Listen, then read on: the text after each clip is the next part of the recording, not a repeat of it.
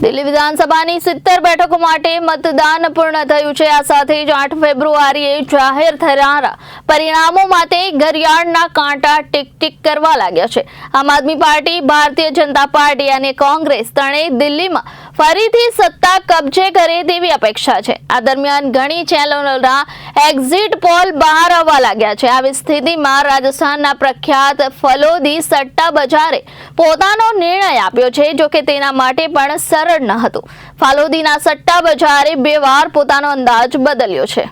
દિલ્હી વિધાનસભાની 70 બેઠકો માટે મતદાન પૂર્ણ થયું છે અને પરિણામોની રાહ જોવાઈ રહી છે। જો કે ત્રણેય મુખ્ય પક્ષો પોતાની જીત માટે વિશ્વાસ ધરાવે છે। એક્ઝિટ પોલથી લઈને સટ્ટા બજારો સુધી દરેક વ્યક્તિ દિલ્હીની સટ્ટા માટે એક્ઝિટ પોલ આપી રહ્યા છે। દરમિયાન રાજસ્થાનનું પ્રખ્યાત ફલોદી સટ્ટા બજાર તેની સચોટ આગાહીઓ માટે જાણીતું છે।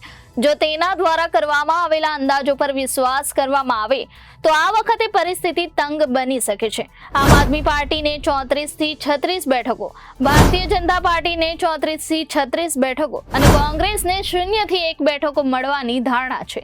એકંદરે બંને પક્ષો સરકાર બનાવતા હોય તેવું લાગે છે, પરંતુ તેમને સમાન સંખ્યામાં બેઠકો આપવામાં આવી છે।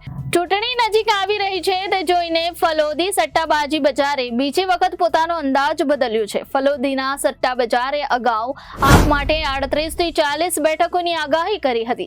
ભાજપને 31 થી 33 બેઠકો મળવાનો અંદાજ હતો। જો કે ચૂંટણી પહેલાના અંતિમ દિવસોમાં તેને ફાયદો થયો હોય તેવું લાગે છે। ચૂંટણી નજીક આવતા ફલોદી સટ્ટા બજારે ફરીથી તેની આગાહી બદલી અને હવે તે ભાજપ અને આમ આદમી પાર્ટી બંનેને સમાન સંખ્યામાં બેઠકો આપી રહ્યું છે। હવે 8 ફેબ્રુઆરીએ આવનારા પરિણામો જ નક્કી કરશે કે ફલોદીનું સટ્ટા બજાર કેટલું સચોટ હતું। જ્યારે આપ, કોંગ્રેસ અને ભાજપ ત્રણેય પોતપોતાની જીત માટે આશાવાદી છે।